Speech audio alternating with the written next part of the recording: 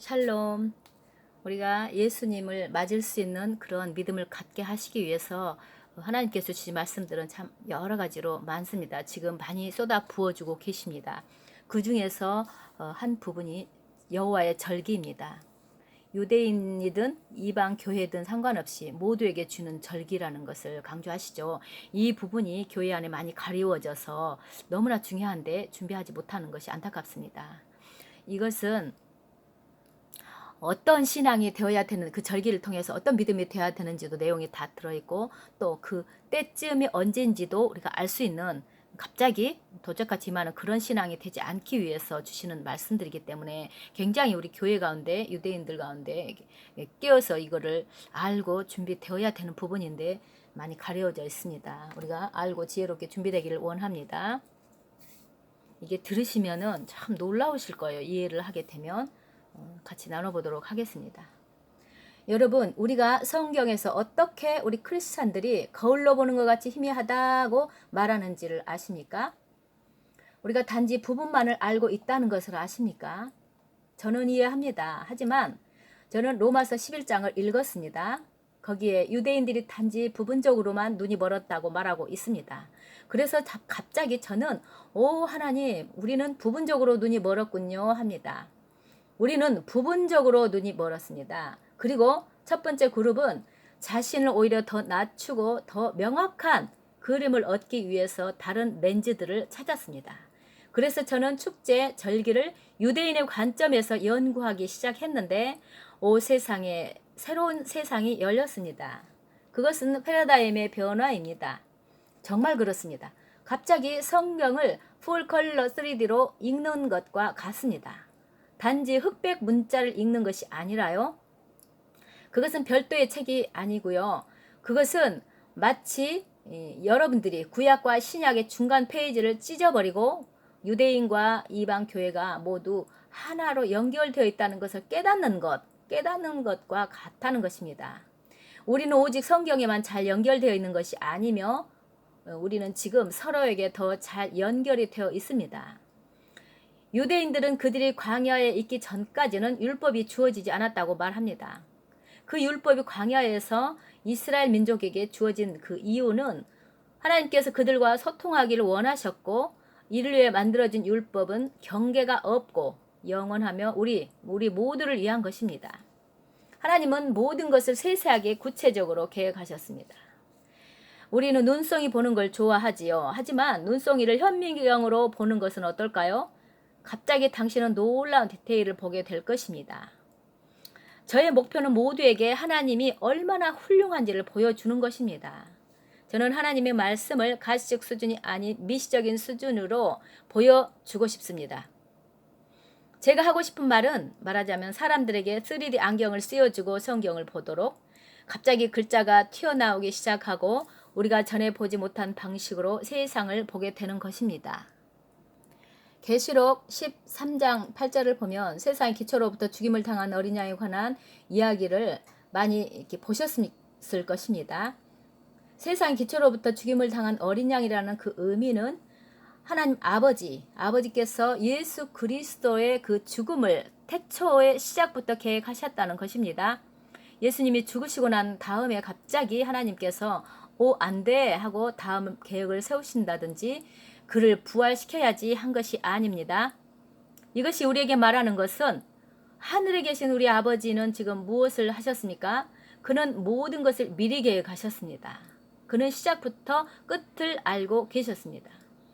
잠시 한번 생각해 보십시오. 여러분이 자녀가 있고 그 자녀가 병이 들고 또 장례식을 해야 된다고 한다면 이것을 말하는 것은 하나님의 마음을 말하는 것입니다. 하나님 아버지는 그의 아들 예수를 세상에 보내서 우리를 위해 죽게 하셨습니다. 정말입니다. 우주의 창조자로서 그분은 모든 것을 다 알고 계십니다. 그는 말했습니다. 나는 언제 나의 아들이 죽게 될지 정할 것이다. 몇 시에 그가 죽게 될 것인지를 정할 것이다. 그뿐 아니고 내 아들의 장례식에서 어떤 노래가 불리게 될지도 정할 것이다. 이것은 놀랍습니다. 그는 천년 이전에 천년 이전에 다윗 왕으로 하여금 예수의 장례식을 위한 노래를 쓰게 했습니다. 최후의 만찬에서, 예수님의 최후의 만찬에서 그때 유대인들이 절기를 지키면서 찬송가를 부른 것에 대해서 여러분 기억하십니까? 저는 그들이 불렀던 노래의 가사를 알고 있습니다. 제 말은 대부분 크리스찬들이 이렇게 말합니다. 저는 거의 50년 동안 크리스찬으로 살아왔는데요. 뭐라고요?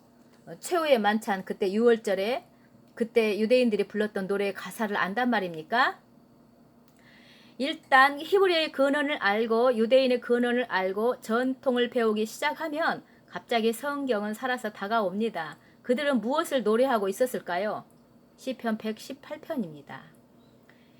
하나님을 높이는 할렐 시는 113편부터 118편까지입니다. 시편은 그들의 찬송가 책이었던 것입니다. 그리고 118편은 매번 6월절마다 그들이 이집트 탈주를 기념하기 위해서 지키는 그 매 6월절마다 항상 불렀던 마지막 찬송가입니다.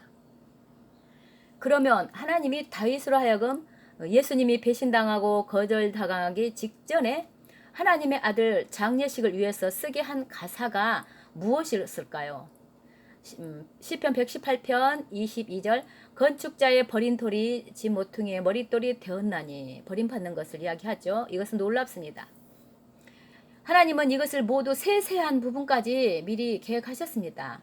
그리고 바로 그 다음 날은 무슨 일이 일어났습니까? 마가복음에 보면 그 제3시 아침에 예수를 십자가에 못 박히게 했다고 기록되어 있는데 이것은 아침 제사의 시간입니다. 제3식. 자, 생각해 보십시오. 제사장이 6월절 어린 양을 저녁 제사 제물로 바치기 위해서 제단의 뿔에 묶는 바로 그 순간, 그들이 예수를 십자가에 묶는 바로 그 순간입니다. 역사가 요세푸스는 200만 명의 유대인들이 그때 당시에 6월절에 예루살렘에 있었다고 기록했습니다. 6월절을 지키려고 올라왔죠. 예루살렘의 6월절에 그들이 그리고 무엇을 할까요? 그들은 모두 하나였습니다. 절기를 지키는 그들은 모두 시편 찬송가를 부르고 있었는데요. 만약에 당신이 예수님이라면 십자가에 못 박히는 순간 200만 명의 군중이 부르는 찬송가 소리 들리는 것을 상상할 수 있습니까? 그 순간 그들은 무엇을 노래하고 있었나요? 시편 118편입니다. 왜냐하면 그들은 그 하나님을 높이는 할렐 시를 하루에 3번 부릅니다. 아침에 제3시, 6시, 9시. 그래서 여기 제3시에 그들은 118편을 부르고 그 마지막 절은 다음과 같습니다. 밧줄로 절기 희생을 제단불에 맬지어다. 이것이 지금 예수님이 듣고 있었던 것입니다.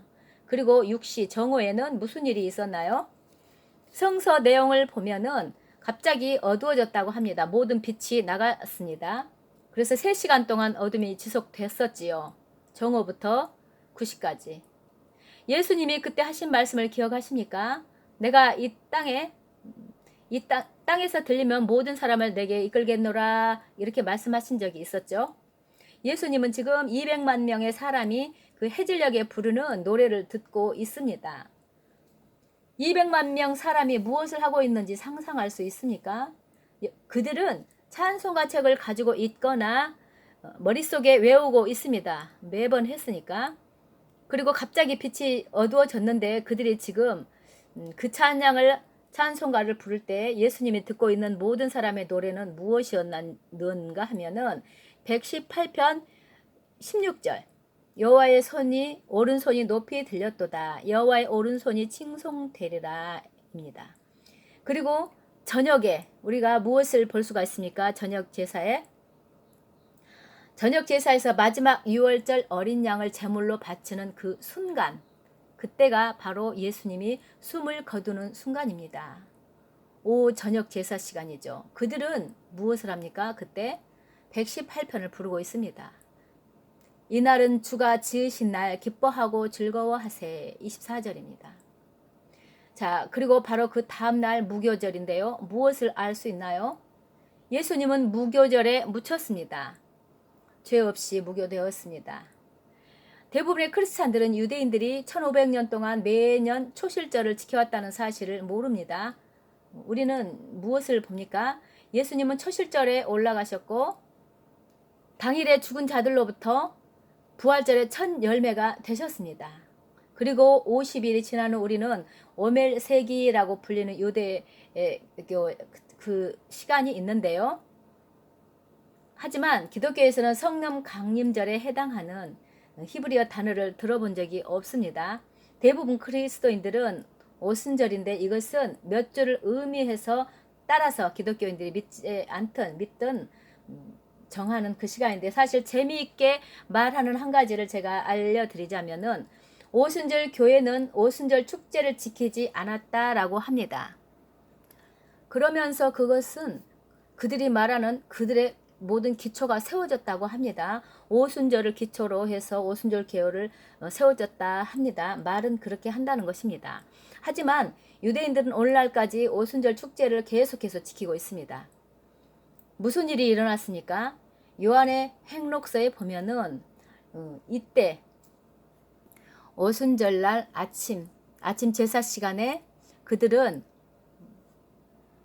술이 취해 있는 것이 아니었고 성령이 오신 것이었습니다.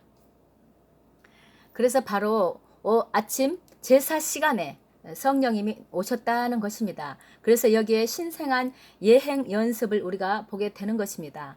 어떻게 예수 그리스도의 초림 방문의 모든 것이 계획이 되었었는지, 단지 날짜뿐 아니라 매우 정확한 시간까지 말입니다. 여기까지 전해주셨습니다. 이 부분은 정말 놀랍지 않습니까? 아까 오순절 오멜색이라는 거, 그게 무슨 말이냐 하면은 이들은 오순절 될 때까지 오멜을 하루하루 세면서 오순절까지 맞는 그런 유대교 어떤 행사가 있답니다. 이 부분에 대해서도 굉장히 귀한 메시지가 있었습니다. 하루하루 자신을 돌아보면서 오순절까지 간다는.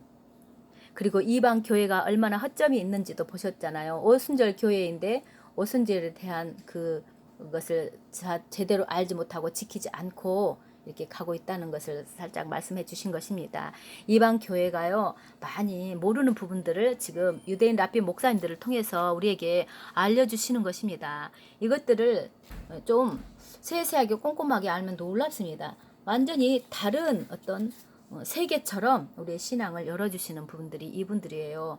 그래서 조금 머리가 좀 필요하고 생각이 필요하고 그 사람들이 좀 힘들어하는 그런 부분이기도 한데요. 알면은 굉장히 귀하다는 것을 알고 하나님의 그 눈과 같이 맞춰서 갈 수 있는 마지막 때 신앙이 될 것을 좀 알고 권면해 드립니다. 좀 관심을 가지시고 내년에도 나팔절, 6월절, 나팔절, 초막절 같이 지키시기를 원합니다. 샬롬.